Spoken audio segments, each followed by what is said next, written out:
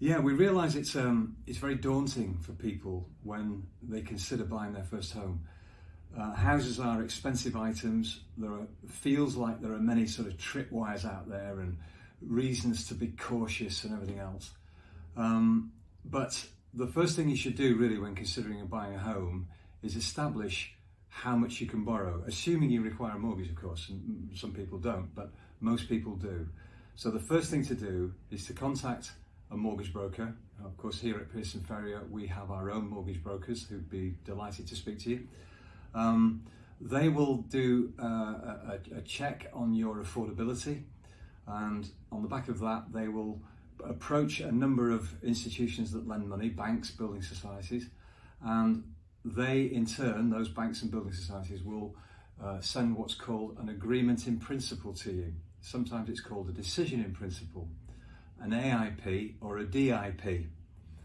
And that demonstrates that from the information you've given your mortgage broker, the bank or building society will lend a certain amount of money. That would be the first thing you should do. When you know how much money you can borrow, and you've got your deposit as well, and you put the two together, that gives you the amount of the house purchase that you can look at. So you know the sort of area you're going to look in, you know the value of house that you are going to be searching for. And I think probably a good bit of advice would be to speak to estate agents, of course, Pearson Ferrier being one of them, of course, out there, and say that I'm looking for a house of this specification, roughly this value, in this area. Everybody's heard of the phrase location, location, location. So an important factor, clearly, when you're buying a house is to get the right location. And there's an old phrase which has been quite well used over the years: try and buy the worst house in the best location, not the best house in the worst location. So the worst house, a house that you could perhaps add a little bit of your own personality, and if you decorate a few rooms, maybe change some kitchen worktops or something, you're going to add some potential value to it as well.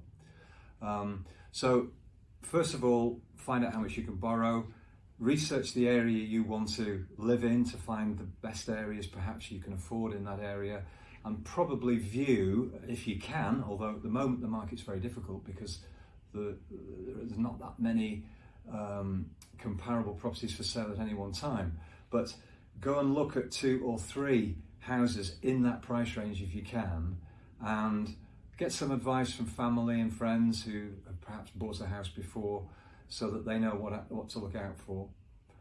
Once you agree a purchase for a house, the next step is that your bank or building society will want a survey carrying out.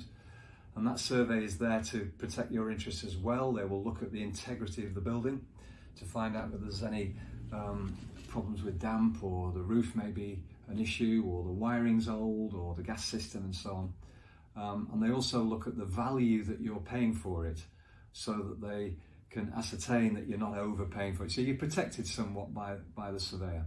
And that's the sort of progression and the steps that I would take as a first-time buyer.